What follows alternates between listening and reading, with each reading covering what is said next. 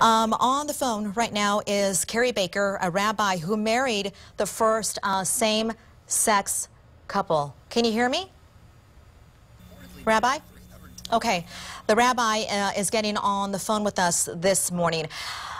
When you're watching NBC's coverage of the Supreme Court's decision to allow gay couples to marry, we saw some of the reporters talk about how Texas was monumental and was mentioned in this decision, and that could be because of the first same-sex couple married here in Travis County as well. And the Rabbi, Kerry Baker, was the one who married that first same-sex couple, and I believe we do have the Rabbi on the phone. You do. Good morning. Good morning. How are you? I'm good. Tell me, how are you and your reaction to this decision? Well, it's been a long time coming. It's been 40 years of litigation of one sort or another before various courts at various levels, and now the issue is decided, which I know will make a difference not only in the lives of countless people who are citizens of this country and now can be fully citizens of the country, but also the people who have supported them, and I want to add also their families, for whom now there is a kind of cohesion that they didn't have before. Tell me, have you talked to any of those families this morning, and what are they saying? Well, I haven't talked to anybody this morning, no, but I will be on the phone with a couple of them later in the day. When you were at the first same-sex marriage here in Travis County, the rabbi over it, what were you thinking afterwards? Were you thinking this is not going to hold up, or this will hold up in court? What was going through your head? Well, first and foremost, I have known Suzanne Bryant and Sarah Goodfriend for 30 years. Right. Almost 30 years.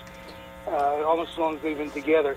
And so on a personal level, on a pastoral level as a rabbi, I was delighted for them that they were able to take this step. I don't think that anybody knew at that point, including me, for sure what would happen. But I really felt at that time, and I'm sure I'm not alone in that feeling, that we had reached a tipping point in the United States, that it was no longer a question of whether or not gay rights in this area of marriage was going to be recognized, but when it would happen. And it was inevitable at that point on. So I was not worried about ultimately what the issue would be, how it would be resolved.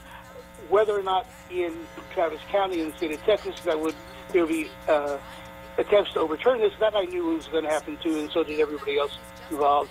And Governor Abbott and the Attorney General did their best to overturn it, but of course in the end justice prevailed.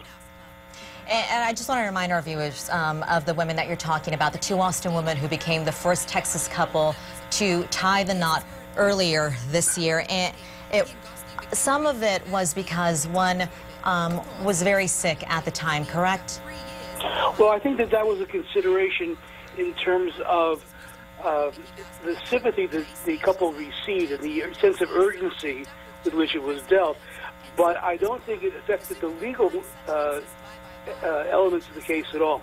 I see. Okay, and we're talking about Sarah Goodfriend and Suzanne Bryant.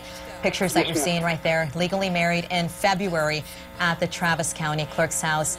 And this was also District Judge David Wahlberg who ordered that marriage license to be issued to the women. Take me back to that day in February when you got the phone call saying, guess what, Rabbi? You can do it. You can marry us. Well, I've been sort of in line to do this for some time. Sarah and Suzanne had informed me a long time before that this was what their intention was. So, in a sense, I was prepared. It wasn't exactly like I had a suitcase packed for the hospital, but on the other hand, I knew it was going to come. So when the call did come the night before, I was prepared, and I already knew what I was going to do and what I was going to say. Rabbi, thank you so much for your time. Do you have any doubt that you're going to receive some phone calls from other people saying, can you do the same for us? Well, I think I'll be on the phone, and I think I'll be on Facebook quite a lot today. All right, I appreciate you. Thank you so much for that.